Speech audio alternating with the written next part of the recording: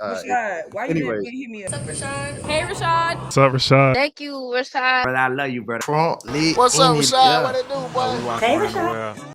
All right, so next, man. Satou Sabally. Okay, hold on. Spies still schedule our ETFs. Okay, baby. I got you, Zero. I'm gonna see. I'm gonna enter the journey and stuff. First things first, man. Shout out to Aya. Aya, this one of my youngins. She not one of my youngins, but she's just someone I just seen like hustle as a kid, and I seen her go from a fan to like a legit media member now in Phoenix. And seeing her, like, it makes me happy, man. Shout out to Aya, Aya, man. Okay, this is Satou Sabally. She said whatever the WNBA offered as a CBA on a negotiation table, it was a slap in the face. There's a lot going on with the CBA. I'll talk about it after the video. I'll just play the video and then we'll get into it. I think we can focus on our players in the union. We got a proposal from the league, which was honestly a slap in the face. And I think we really have to put an emphasis on the players that are in our league right now. But I love to see the league growing. I think, adding these teams in Philly and Detroit, like that's how amazing is that the league can grow. But how cool would it also be to have like a little bit expansion on the rosters? Like, let's focus on the teams that have everything set up right now, and maybe focus on the teams also that find excuses continuously to lack investment into their players before we focus on adding more to the grain of people that can't really be sustained. I think. Okay, so Satou pretty much said it all here in a condensed 40-second answer and things of that sort. So she's saying it's great. Okay, we're negotiating a new CBA. A new CBA is up at the end of the season, right? Some of the things we've been talking about on the channel the past couple of weeks, right? If you've been paying attention, excuse me.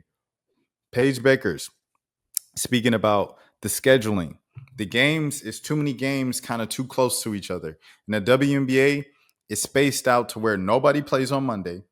Okay, you have a couple games on Tuesday, you have a couple games on Thursday, and then everybody plays on the weekend. So you can have a week in the WNBA where you do not play until Friday. But then when you play that Friday, you're going to play on Saturday and or Sunday. That don't make no sense. It's like we playing a whole MLB series worth of games within a weekend, but for the rest of the week, we don't play. There's no consistent playing here. It's not staggered out. It's not, okay, this week we're going to play a game on Monday, then we're going to play again on Wednesday, then we're going to play again on Saturday. Like, that's the NBA, right? You play 3 games a week, 4 games a week, but it's staggered out. You might have a back-to-back on a weekend, a Friday, Saturday, and that's when it gets really grueling and excruciating. And you see with the modern way that the game is played, a lot more high tempo, a lot more athleticism, a lot more ball movement, a lot more scoring and things of that sort. A lot more guys get hurt. How many players have torn their Achilles? What, it feels like 7 or 8. You've seen Dame get cut because of not only their new CBA that CJ McCollum and the NBA Players Association negotiated and came to an agreement with, but also in addition, just the way that the game is now. He tore his Achilles. Everybody turned their Achilles. Jason Tatum tore his Achilles. Tyrese Halliburton tore his Achilles, right? Okay. Not only that, because of the CBA, we can't afford to bring in any type of competitive players to make this a competitive squad in the meantime while you heal up. So we're going to cut you. That don't make no sense, bro. So what Satou is saying, what Paige Beckers was saying, okay, we need to do something about the scheduling. You want to expand the season? You want to go from 38 games to 40 games to 44 games within the span of the last 3 years? Okay, we need to play on Mondays. We need to play on Tuesday. We need to stagger this thing out. Because this playing all the it doesn't go. Zero said it's all about scheduling with the networks. Players are more physical in the 90s and didn't deal with as much injuries because in the 90s the game wasn't as fast paced. Zero. Like, I remember I interviewed Ben Wallace a couple years ago, and I just asked him. I said, "Does it irk you when you're watching the NBA today and you see the final score is like 120 to 125?" He said, it irked me back when teams used to score more than 75 points. And I was laughing, But he was serious. Like, he had a serious face on the whole time, man. And that's just the thing of it. Like, yeah, the 90s were more physical, but it was a slower half-court game.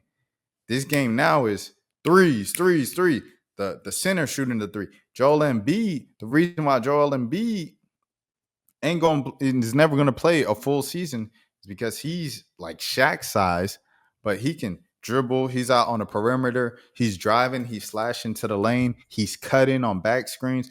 Like, Shaq wasn't doing all that. Shaq was down low on the post, and that was it. So it's, you know what I'm saying? Exactly. Players are doing more than what's asked of their position. 100%. There's no traditional roles now. It's positionless basketball. And that's the reason why everybody keeps getting hurt. So what the WNBA is saying is essentially what the NBA players are saying as well. We need to cut down the season. In the NBA, they're like, we need to cut down the season. In the WNBA, they're like, okay, if we're going to do 44 games, if we're going to do 40 games, if we're going to keep making the season longer, we need to just stagger out the games. We don't need to be playing all the dang games on the weekend so you can sell more tickets. SSB, you good, bro. You good. We're not doing that. We're not going for that, bro. So we need to stagger out the games. And also, I hope everything's good. I hope everything's good. We need to stagger out the games. Also, we need to expand the rosters to 15. Because if you have 12 players and you got a 7-person roster, seven-person rotation, we only have 5 players to really play with as a third string kind of backups, other backups. If anybody in this 7-player rotation gets hurt, we digging into this fountain. Okay, that's one other. So now we got 4 players left. Now it's 2. Now you keep about 1 or 2 players who's never going to play. We got to dip into this fountain of the 1 or 2 players if we have 3 injuries. If we have 3 injuries, we only have 2 more available players in addition out of this 7-player rotation. That's not sustainable, bro. Especially if we're going to continue expanding the season from 38 games to 40 games to 44 games, and we're playing 3 games in 4 days. That's not sustainable. That's not sustainable. They don't need to cut down the season. They need to fire Silva and Engelbert. Hey, man. Shout out to Kathy, bro. Shout out to Kathy. Hey, that's what Zero's saying. That's what the fans saying, Kathy. You know what I mean? Hey, I seen today, I think it was Sophie Cunningham saying she was dissing Detroit about expansion. Yeah, she was like, see, that's a whole nother thing, bro. That's a whole nother thing. I was debating on that, whether I wanted to make that a whole topic, but I'll just discuss it real quick right now. I think it's whack when people diss cities that they're not from or they never lived in. I think it's whack because it's just like, until you go there, until you give it a chance, you can't diss it. You know what I'm saying? Like, how you gonna diss something that you never gave a chance? You know, it's like, in my career, I moved around a lot within the South. And it's like, I had to learn how to have an open mind. Because if I go to Mississippi, like, man, Mississippi, man, Mississippi, they ain't got nothing. It's gonna suck. I'm gonna hate it before, during, and after I'm in Mississippi. But if I go into it like, okay, Mississippi, let's see what they got. Shoot, it's a lot of like little gems and diamonds in the quote unquote rough that you can find in Mississippi. It's great parts to everywhere of the country, bro. Every parts of the world, to be honest. It's beauty in everything. You have to be able to see the beauty. And for her to say that from Indianapolis, living in Indianapolis is crazy, dog. It's crazy, bro. It's crazy. You can't choose where you were born to live at as a kid. 100%. 100%. If you from like, this is legit elitist thinking. 100%, bro. It was like this, dog. I remember the first time I went to Chicago. It was probably 2022. Bro, I went to Chicago and I was like, yo, this place is really nice. Like, we downtown, we at the south side by the Chicago White Sox Stadium and stuff like that. Chicago was a really nice city. They had nice food, nice restaurants. The streets looked nice. The downtown was clean. They had nice little parks that were clean. It was a very nice city. The highways were efficient. The traffic had a nice flow to it.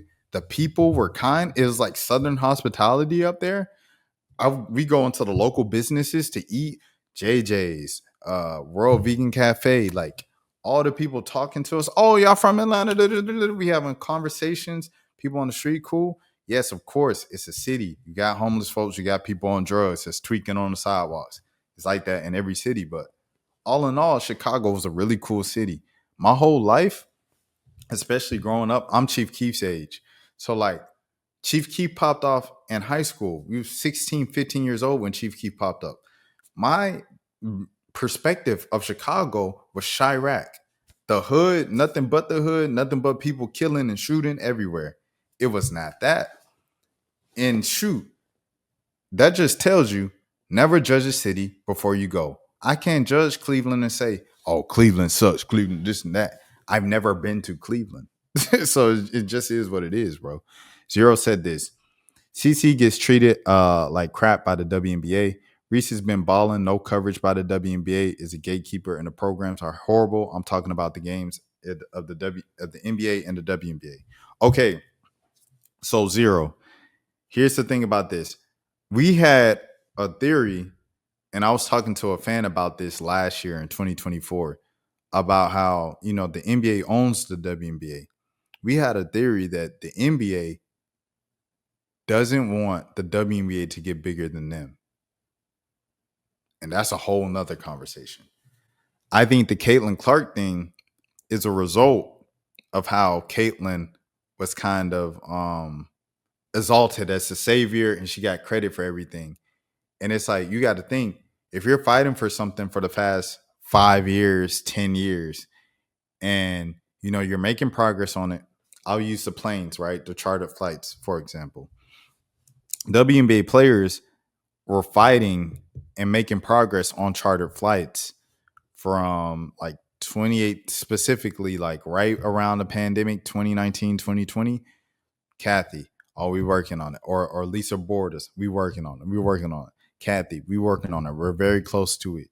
And then it gets to, all right, we're probably about 1-2 years away from chartered flights for everybody.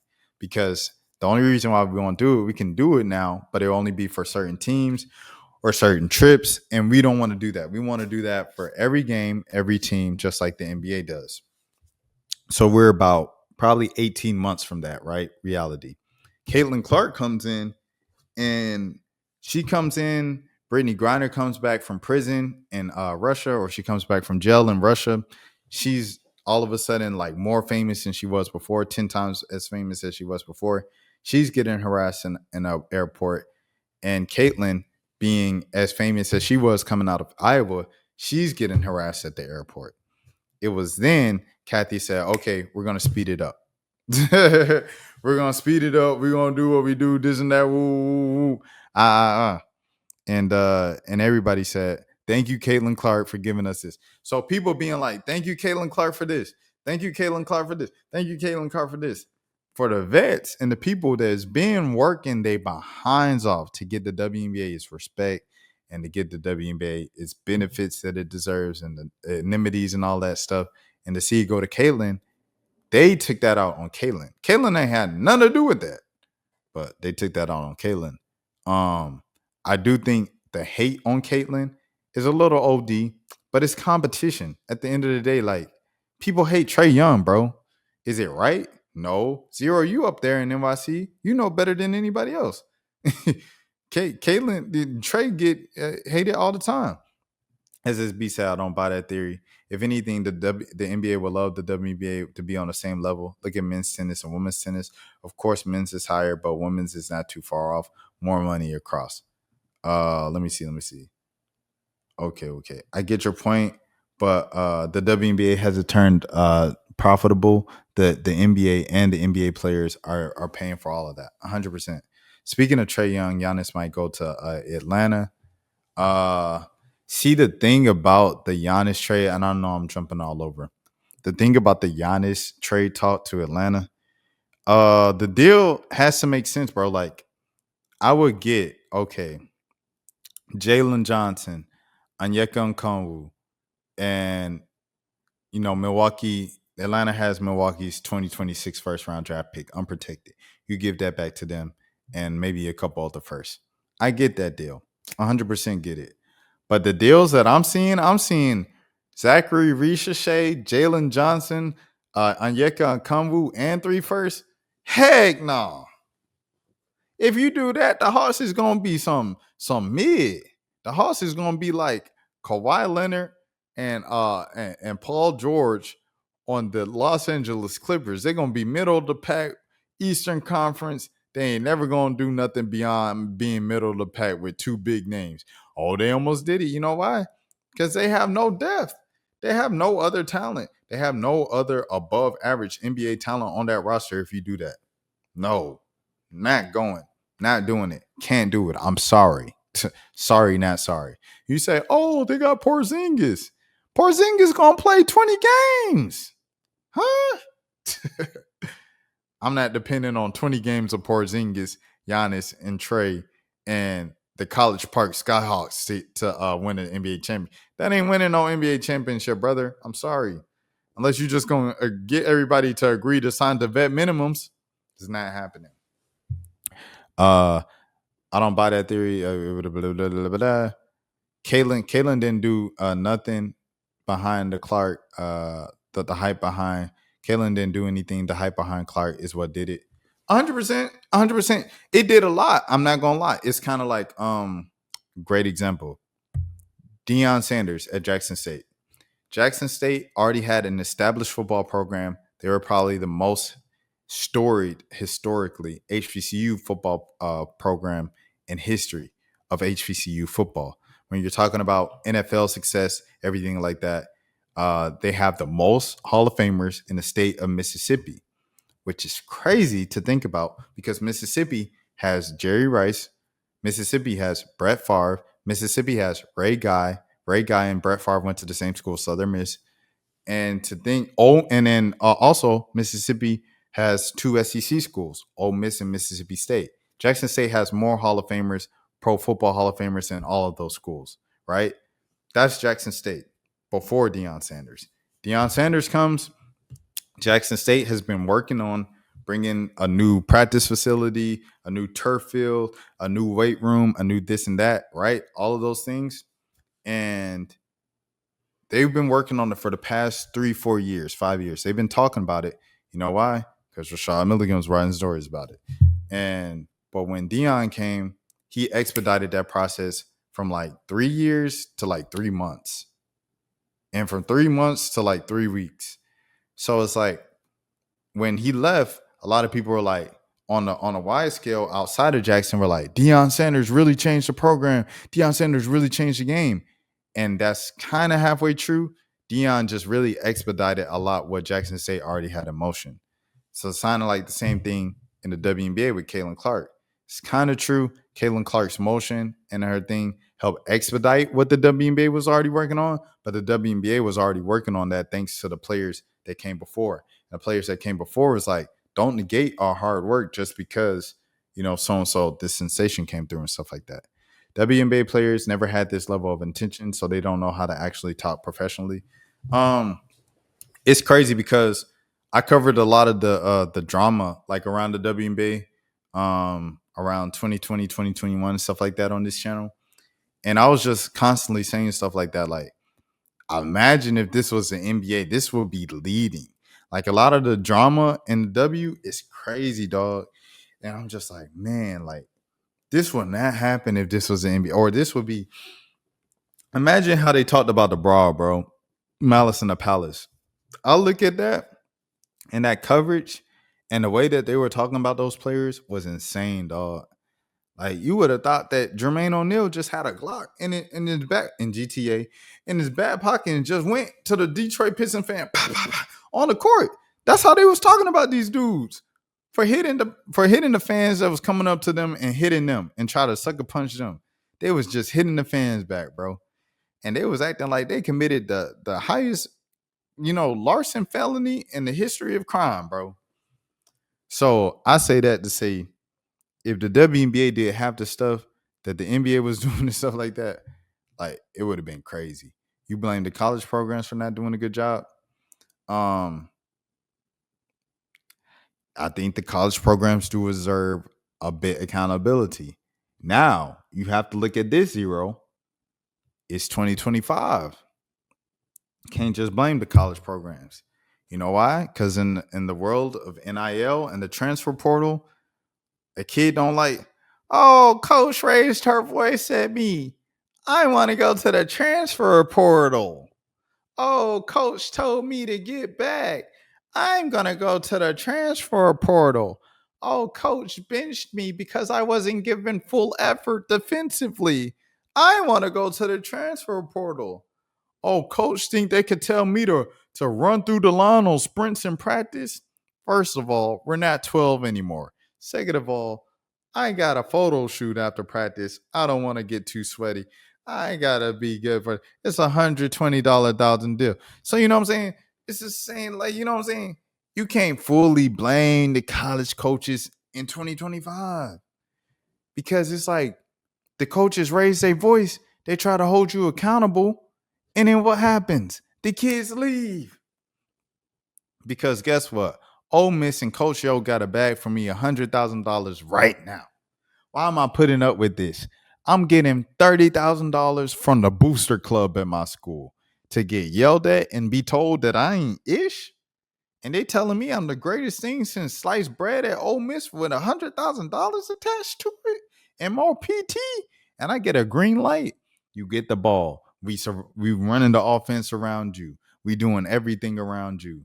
Man, I'm going to Ole Miss getting that 100,000.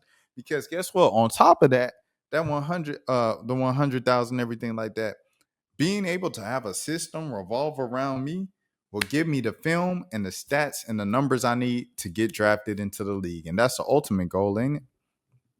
So it is what it is. Not my problem. That's society for coddling these people. If they want more money, these are the things that fans look at. But this is what I'm saying. It's not on the colleges. It's not on the college programs. He said, yeah, my uncle Ron Artest. So I've heard of it. Shout out to Harlem. Ron Artest, hey, Meta World P said, I want to coach the Knicks. I could do it for the Knicks. I know I ain't had no experience, but please, I get the Knicks right. Please let me get this job. Jason Kidd begging for the job. It's a lot of New Yorkers begging for that job, man. They should just give it to Mike Malone for real. But they saying Mike Brown making some progress. They saying Mike Brown making some progress. All right, here we go. SSB said the SEC has risen since money came into the college game. You know what I'm saying? 100%. But okay. But back to the original point. If you want to blame the college programs for not preparing the kids for the pros and everything like that, and they act entitled, they act soft, they complaining about this, they complaining about they don't know how to speak professionally. Shoot, what you gonna tell a kid that's making X amount of money? You can't tell them nothing. That's why a lot of college coaches liked when the only time you could pay the kids was illegally under the table, because you could still tell them something. Oh, Nick Saban said, "Do I need to take your track hop? Do I need to take your parents' tour? Don't get cute tour. Do I need to take your little brother's scholarship? Your family's apart, little condo in Birmingham, and do I need to take your track hop?" That's what Nick Saban used to say. When NIL came into play, he couldn't say that no more. Because, Coach, I'm sorry, I got to leave practice a little early. I got a shoot with Raising Cane's in 15 minutes. Nick Saban said, I can't do nothing with this, bro. I'm out of here. I'm retiring. It is what it is. Nick Saban's Nick Saban. He's the disciplinary of disciplinaries. He's the respect man of respect men in the coaching game. But when the kid making money, like, and he said, you can't tell me nothing, coach. I got a photo shoot. I got a this, I got a that. Exactly. You know what DDG said when he dropped out? And I know I keep going back to DDG. When he was at Western Michigan, or Central Michigan, I believe. It was Central Michigan University. He said he dropped out because he was making what the professor was making in a month on YouTube. When he made $70,000-$80,000 a month on YouTube, and the professor's making $70,000-$80,000 a year, he said, "Oh yeah, I'm out of here." And now you got college athletes doing this where they making, like you say, more than the professors. And in some cases, in rare cases, they might be making more than the coach. You know, when you talk about On3 and you look at Arch Manning and stuff like that, I don't know if Steve Sarkisian's getting, million, like he probably is because it's an SEC program, but like just say it, man. Big Nay, what happening? We got a full house in the building, man. Zero said NIL agreements should be incentives. SSB said, I love to hear the stories of how they play to get bribed from colleges. Yeah. It's free agency, bro. It's free agency. Like, okay, I'm in the transfer portal. I averaged 17 points my freshman season. Don Staley averaging 100. She offering 100. Gino offering 125. But Seton Hall offering 300,000. And they'll run the offense around me. Shoot, I'm going 300,000. It's a reason why, like, I know Olivia Miles tried to say it wasn't money while she went to TCU, but like, that's a random team to go to, bro. It kind of is, in my opinion, stuff like that. Big Nate said, well, I understand what Satou's saying. She's looking at it from an international perspective. She wants more incentives to say. But all the players are looking at it like, all the players, dog. All the players, they need to expand the rosters for everybody, bro. They need to expand the rosters, and they need to be more considerate of scheduling for players' health, because you protect the players, you protect the product, everything like that. You know, you going to expand to dang 30 teams, match up like the NBA, but if you got 12 players on every team and you get 2 injuries on, it's just going to look like ring around the rosy. We're going to see Eric McDonald on 5 teams in 3 years. That's what it's going to be, man. You say roster expansion, of course, is going to fix a lot of the issues, in my opinion. Yes, of course it is. I don't agree with that, Big Nate. Zero said, or you have to buy talent, then you shouldn't be called a coach. Coaches make players better. But Zero, if you can't keep a team together, you can't keep a team together. If a kid is 5 stars coming out of high school, you get them for a year. I'm LSU, right? I got Garrett Nussmeier coming into his senior season. He's a top 5 projected quarterback to be taken in a 2026 NFL draft. I got Bryce Underwood coming in as a 5-star. He's got to sit behind Garrett Nussmeier for a year. Back in the day, that was no problem. The only person we see really holding it down in college football like that and doing it the traditional way is Arch Manning. And that's probably because Arch obviously didn't need the money. He's Arch Manning. He's going to get paid NIL money just off his name, his last name. It just is what it is, right? So it's like, but in the case of Bryce Underwood and LSU, okay, you're going to sit behind Garrett Nussmeier for a year or two, for a year. And then you're going to start. That's what it was. Bryce was cool with that. Okay, I'm going to pay my dues. I'm throwing up the L's. I'm doing the little photo shoots. But then Dave Portnoy, he's rich. He's got nothing but money. He's got Barstool founder money. He's got pizza review money. He's got all this money, right? Dave Portnoy is bored. He's tired of watching his team not have a quarterback. His alma mater not having a quarterback. What does he say? I'm going to put up my money and I'm going to get a billionaire, Larry Ellison, whose wife is a big Michigan fan and a Michigan alum as well. And we're going to put our money together and we're going to say, hey, Bryce, we got 2-3 mil for you, bro. Come on over here. I know LSU can give you 1 mil, but we can give you 2 to 3. And we can give you equity and your own exclusive line with Barstool Sports. And we can give you a podcast. You ain't even got to show up on a podcast. We got to do this and we got to do that. Man, what did Bryce Underwood do? He flipped his commitment from LSU to Michigan. So here's the thing, Zero. It doesn't matter if you're the best coach in the world. If you can't keep the players long enough because someone outbids you on the transfer portal market, it is what it is. There's no continuity. There's no opportunity to coach up your players. Because as soon as you, hey, bro, you need to, I'm hitting the transfer portal. What is you talking about? Montana going to give me 50,000. So it just is what it is.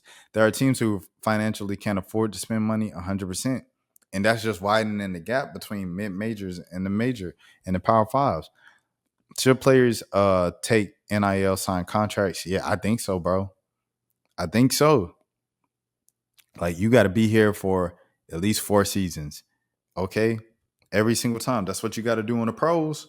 And now since NIL is it can go straight from the school to the player. It doesn't have to go through the booster club. It doesn't have to go through the so and so's, right? Since it's straight from the school to the player, okay, yeah, you need to sign like the pros.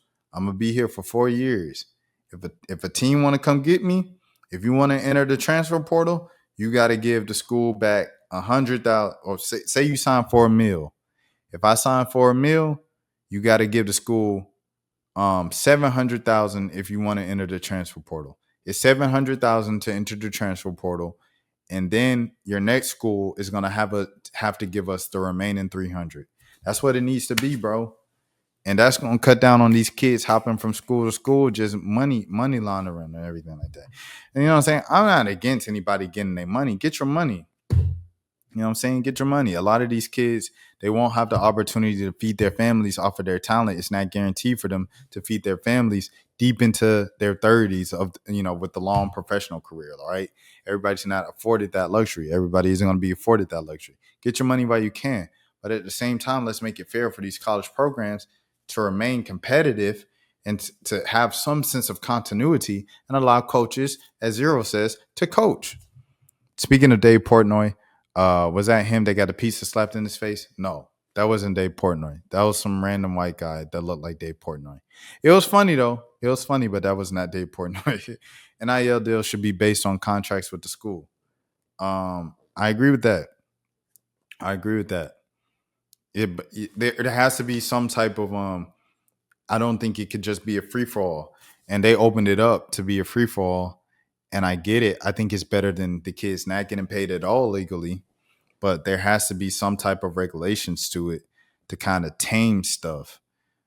Because if not, kids just jumping from school to school and, don't let you have, entering school in 2020, 2021 and have a COVID year. Now you're going, okay, I got an injury red shirt. I got a COVID year. I got a academic year. I got a personal reasons, mental health. I left after 2 games, so I got a mental health red shirt. Now you 30 years old, 29 years old, talking about Raising Cane's, home of the LSU Tigers. You know what I'm saying? Like, that's just crazy, bro. You looking crazy, in my opinion. That's just how I feel about NIL and the whole thing. So yeah, went from Satou to NILs and everything like that. But Big Nate, your school rich. Your school rich, man. Big Nate school is Maryland. They ain't got to worry about this. Man, y'all got Scott Van Pelt, bro. Y'all are rich. Y'all got Scott Van Pelt. Y'all got Stevie Franchise. Y'all got Alyssa Thomas. Y'all are rich. I still think depending on the school, small, medium, conference, you're at a disadvantage because financially you're not on the same level 100%. You should always have options if basketball does not work out. These kids think sports or music is the only lane, and that sucks. That's what we was just talking about, Zero. What were you just talking about with the Sneeko? I said, salute the Sneeko for doing this, regardless of how you feel about Sneeko, because kids need to see that. Like, imagine if I'll say Kai Cenat, just to switch it up. Imagine if Kai Cenat did a thing of like, hey guys, I made 100,000. Kai making more than 100,000, but say he made 100,000 off a stream. I feel like that's more realistic. I made 100,000 off the stream with Kevin Hart and Drewski. This is how we decided to divvy up the money. And you say I used 10,000 to go back into my streaming to pay for a streaming backpack. I paid so and so thousand. If they did that, then I feel like kids would be in a lot better position as opposed to I want to be like Kai Cenat. I want to play basketball. Like, you know what I'm saying? Because then what happens with the kids? He said, yeah, I agree. Because then what happens with the kids? You 23, your career is over. You use all your COVID years. You use all your red shirt and mental health years. And now you like, dang, who am I as a person? I'm nobody because I didn't get drafted. You don't need to feel like that. At 23, you 23 years old. You ain't even 25. You done gave up on life. Man, please, bruh. And where did that come from? When you grew up, the only thing you seen, the only way to quote unquote make it was through entertainment and sports. I hear everything that Satou is saying, but at the end of the day, I just want to make sure that they're organized and what they want. I believe they'll get a deal done. Yeah, for sure. I ain't gonna lie to you because, but it sounds like the basic kind of needs and wants are out there. Higher team salaries, expanding the rosters, roster expansion over team expansion, and you know what I'm saying. All of these things, you know what I'm saying, for sure. But yeah, like you said, they need to come with a concise plan written down. I think this answer, 40 seconds, encapsulated a lot of what she wanted. Elevator pitch. SSB said off topic, but I think NIL money stuff would get sold so big to a point in the future where big schools could form their own conference. All the biggest schools, regardless of the conference, leave the NCAA. Like Alabama and say Kentucky basketball. I don't know. Like you think of the most kind of profitable programs in college athletics just come up with their own thing. It can happen. I'm not gonna lie, man. Money changes a lot, bro. Like money dictates a lot. Like you see that with this Elon versus Trump thing right now. Like the fact that this man is even going up against Trump and saying stuff against the president of the United States as a non-politician is just like money is powerful. 100%. Society forces kids to act grown fast. 100%, bro. 100%. He said some high school programs are paying kids. Yeah, it's been like that. Like I went to a regular public school. We didn't win no state championships. We only contended 1 year. And we had like kids, like, you know what I'm saying? The coaches buying kids or, you know, renting out condos for their parents and getting kids, you know, their parents' jobs within the district so they could work in. And folks weren't even good like that for real. So I know for sure high school is paying the kids. Even if you do roster expansion, we are going to have cuts. Social media will find a way to overreact about. Yeah, but the roster expansion helps like beyond the cuts, bro. Because like you said, like with lists, with cuts, there's always going to be someone who feels like they got the short end of the stick. That's just life. At the end of the day, it's still more healthy and it makes more sense. It's more viable if you have 15 roster spots versus 12. Because like I said, you got a 7-person roster. I said this earlier. You got a 7-person roster, 12 spots. That means it's 5 people out of this well of people that you dig into. You have 3 injuries. You only have 2 players left. That 12 evaporates really quickly versus a 15.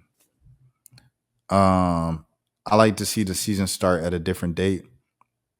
When do you want to see the season start? I thought, me personally, I say you started, I forgot what I said. I said June, maybe started in Memorial Day. Memorial Day weekend is when the season needs to start, bro. It's a holiday weekend. It's at the end of May. Kids getting out of school. It's the official start of the summer. It gives you unofficial start of the summer. It gives the college kids a month to recover. It gives the people who play overseas or who play off-season basketball a month to recover and get back into the swing of things. At the end of May, you do preseason. and you start the season officially first week of June. I rock with that. You take that all the way to November. You take it all the way to November. That's when the NBA regular season starts. I like that. Or you can stretch the WNBA season from June all the way to Christmas, because nobody paid attention to the NBA until Christmas anyway. And if you say, "Oh, it's competing with the NBA," man, they playing regular season WNBA games during the NBA finals, bro. Like that's not an issue. SSB said all those private schools in Cali, Texas, Florida, etc., they use their resources to get the best players. Always been like that. Always been like that. Do you think these prep schools, especially, it's not about expansion per se, but how it's done and the effects it has. Agreed. And you gotta have the money for it too. Wait, but if you add roster spots, you will have to grow the league first, in my opinion. Your profit margin will have to be higher than it currently is for it to happen. So you're saying you need to have the money to even buy the roster expansions. If that's the case, I don't know. But if that is the case, that's the case. Only because I want the college girls to have some time to finish school, etc., before they start. So you're on the same time with me.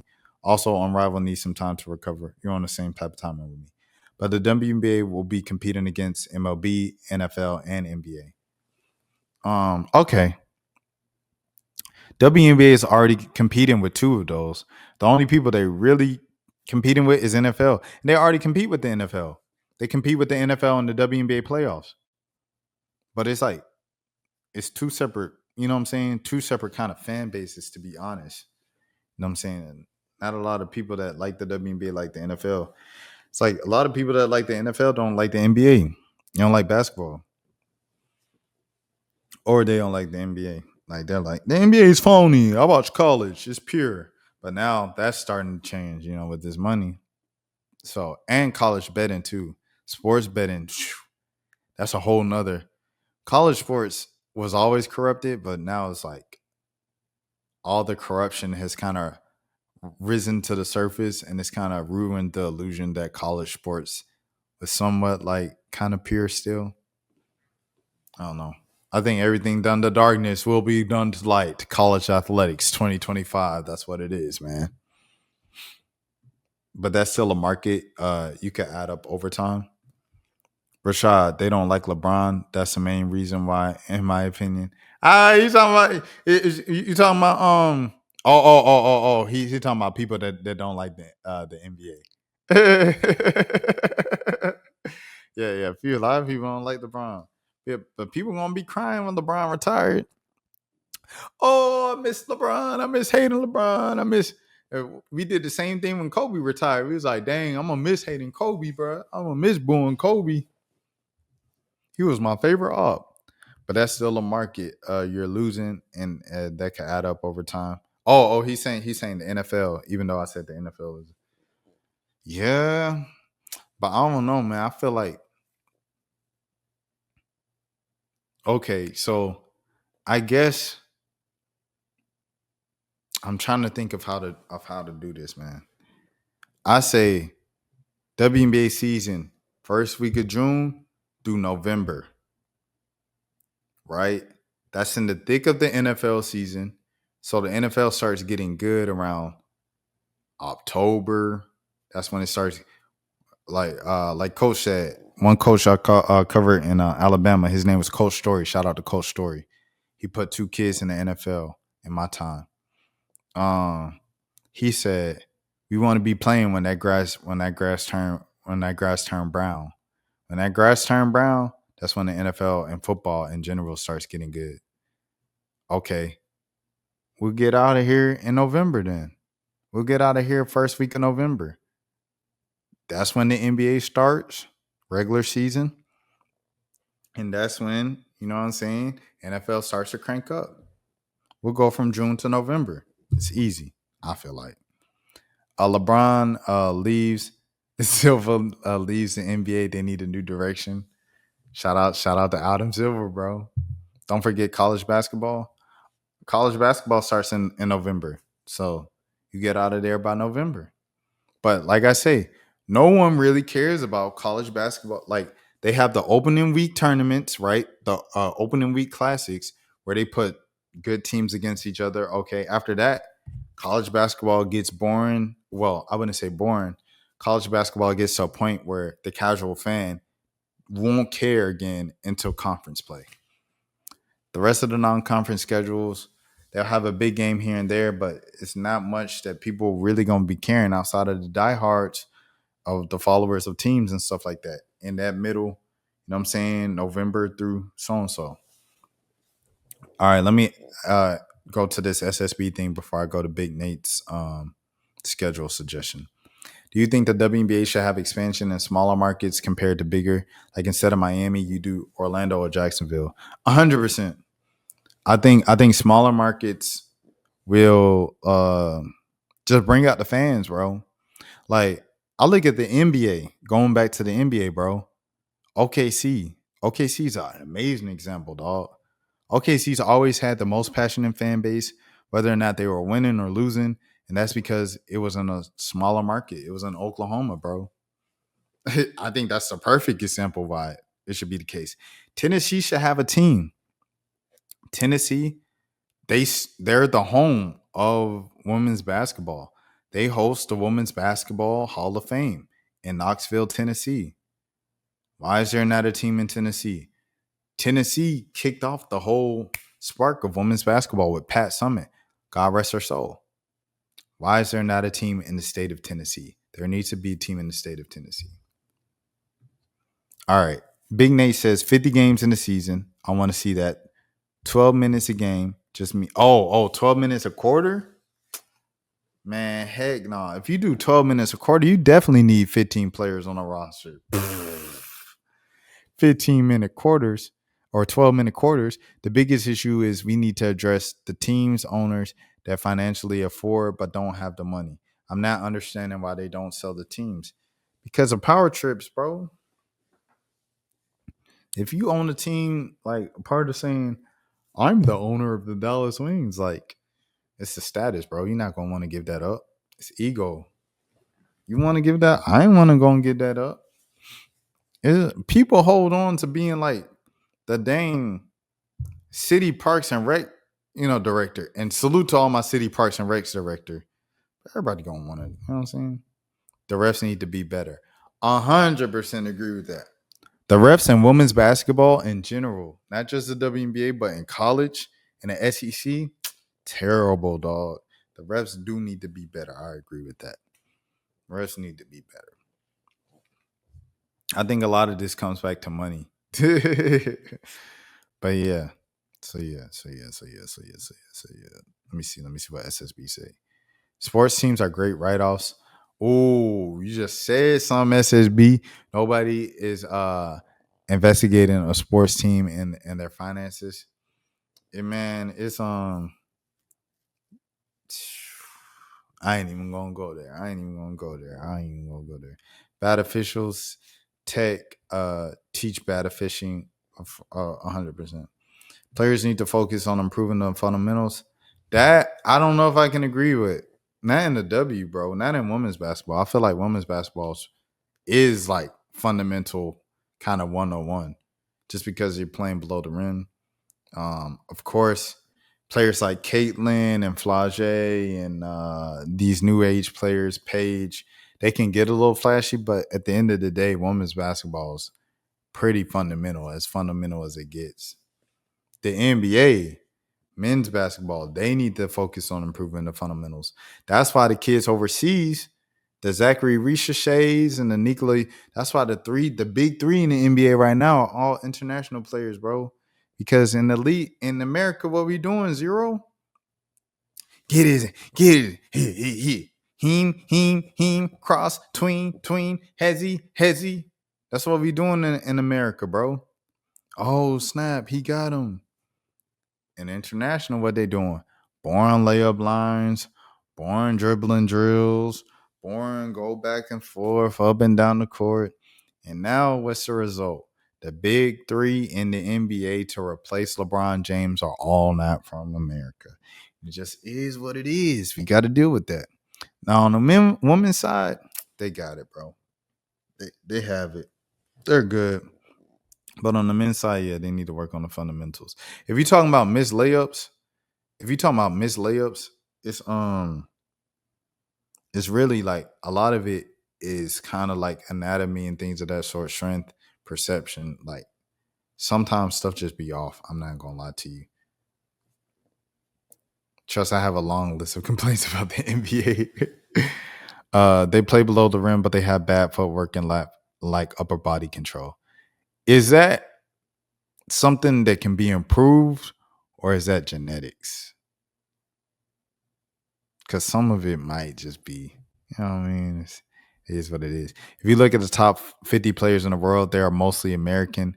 It's just the top tier that's not American. This can be changed though with coaching. Raw talent in America is still a top. That's what I'm saying. That's what we were saying, SSB. That's what we were saying. It ain't, you know what I'm saying? It's like what Zero is saying. Okay, so Zero saying shrimp training, a lot of that can change.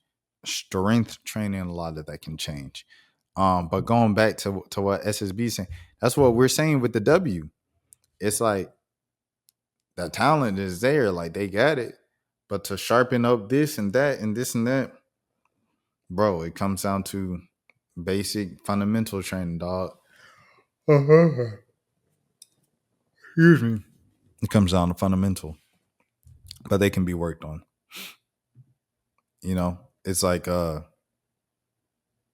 we skip the fundamentals. Is like AAU's just press, run.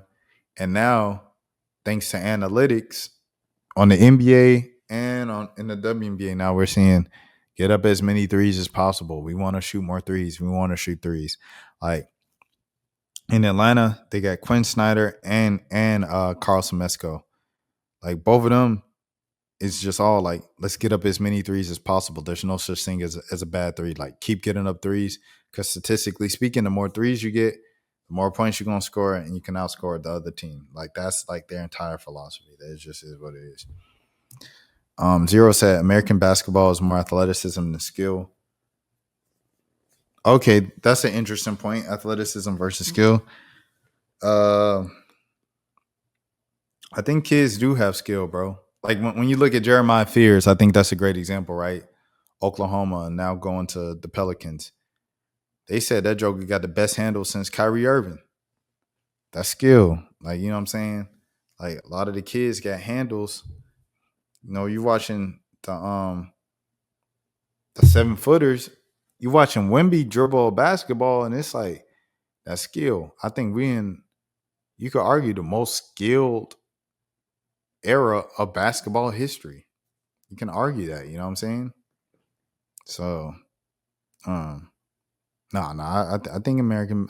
Oh, okay, Wemby. I guess that was a bad example. That's a Frenchman. But you know what I'm saying? Like, yeah, Steph Curry and Kyrie. Thank you, SSB. Like those guys are pure skill. You know what I'm saying?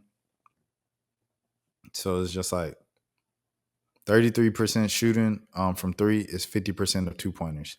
Dang, I did not think about that. I did not think about that. It's probably like a cliche too in basketball. I did not think about that, man. Shout out to Luke Kennard. Luke Kennard, that joke was shooting 43% from three. It's crazy. All right, I got to get out of here soon because I'm getting dizzy. Rashad, why you Anyway. didn't hit me up? Hey, Rashad. What's up, Rashad? Thank you, Rashad. Brother, I love you, brother. What's up, Rashad? What it do, boy? Hey, Rashad.